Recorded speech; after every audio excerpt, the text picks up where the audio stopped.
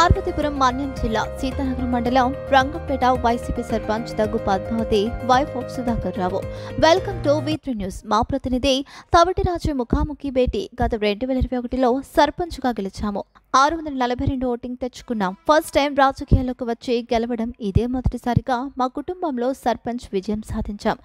Ex-MLA Alajangi Joga Rao మన party ఓడిపోయిందని భయపడొద్దు. మళ్ళీ 2029లో శాసనసభ్యులు మనమే గెలుస్తాం. జగన్మోహన్ రెడ్డి మళ్లీ సీఎం చేద్దాం.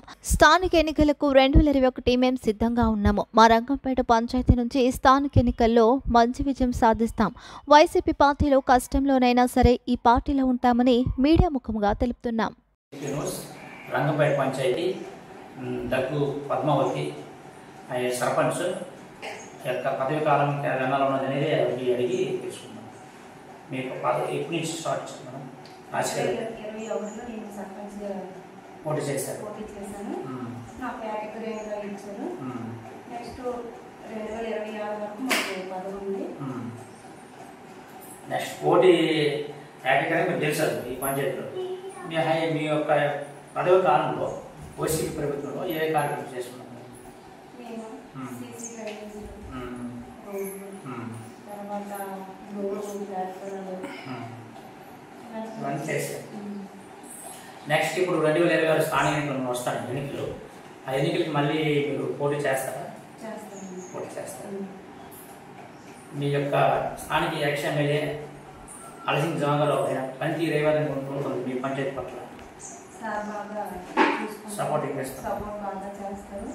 మాకు ఏది కావాలన్నా వెంటనే మాకు పలికే దీంట్లో ఉంటారు. నెక్స్ట్ ఇప్పుడు సీఎం జగన్మోహన్ రెడ్డి ఆయన పట్ల మీ యొక్క రాజకీయ ఏ విధంగా ఉందంటే ఆయన ఓడిపోవడంలో లేకపోతే ఎటువంటి ఇబ్బందులు ఉన్నది?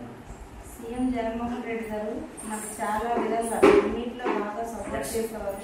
బాగా అందరినీ కూడా ఆడుకున్నారు. ఈ రోజు మనకు అతను లేదంటే చాలా బాగా ఉంది.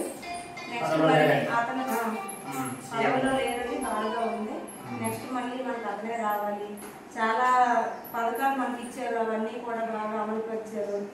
జగన్మోహన్ రెడ్డి పరిపాలన చాలా బాగుంది. 2029కి మళ్ళీ జగన్మోహన్ రెడ్డి సీఎం చూడగలరు కదా? చూస్తామండి. అంత ఖచ్చితంగా చెప్తాను. ఖచ్చితంగా చూస్తాం. వస్తారు. ఇప్పుడు కూటమి ప్రభుత్వం అంటే మీ స్థాయి తగ్గట్టుగా కూటమి ప్రభుత్వంలో మీ యొక్క పంచాయతీ పరిధిలో ఏ విధంగా ఉంది? మీకు లేడీస్ సూపర్ 6 అన్నారు కదా, తల్లికి వందనం తర్వాత మిగతావన్నీ మీ గ్రామస్తులు పంటలు ఏం చెప్పారండి? అది చెప్పింది ఒకటి, చేసేది ఒకటి. మనకి ఏమి ఇచ్చారు? ఒక తల్లికి వందనం ఇచ్చారు, ఫ్రీ బస్ ఇచ్చారు, ఫ్రీ గ్యాస్ బండ్లు ఇచ్చారు. అంతే. అన్ని అమలు పరిచారు. అవి ఏమీ చెప్పలేదు. ఈ 3 ఇచ్చారు. అందులో గ్యాస్ బండ్లు అంటే చాలా మందికి కూడా పడలేదు. చేతి డబ్బులు పెట్టుకొని ఉన్నాం కానీ మనకు పడలేదని అంటారు. నాకైతే మాత్రం ఒక బండ్లకే పడ్డారు.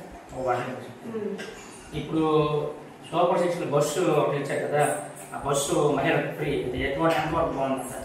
ఎందుకంటే ఆ బస్సు ఫ్రీ ఇచ్చారు. కొట్టుకోవడం, తిట్టుకోవడం, బస్సులు అసలు చాలా ర్యాష్గా ఇబ్బంది చేస్తాను.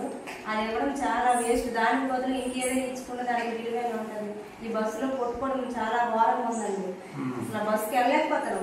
ఎందుకు ఆ బస్సుకి పెట్టారంటే డబ్బులు ఇచ్చుకొని వేరే బస్సుకి వెళ్దామన్నా ఇదే గొడవ. అసలు బస్సు ఫ్రీ వర్గంలో మీ యొక్క పంచాయతీ స్థాయికి వచ్చేసరికి ఇప్పుడు ఎమ్మెల్యేలు పనితీరు ఎమ్మెల్యే ఇప్పుడు మనకి కొత్తగా వచ్చిన ఎమ్మెల్యే గారు అయితే ఈ రోజుకి మనకు అతను ఎలా ఉన్నారో కూడా తెలియదు. ఈ రోజుకి మా ఊరు రాలేదు. మా పరిపాలన, మా గ్రామ ప్రజలు ఎలా ఉన్నారు, ప్రజల తల తీరిక ఏంటి, ఊర్లో ఎలా ఉంది ఏంటంటే ఇప్పుడు వరకైతే వచ్చిన కొత్త ఎమ్మెల్యే గారు అయితే కనిపించలేదు. మాకు తెలియదు అతను ఎలా ఉన్నారో కూడా తెలియదు.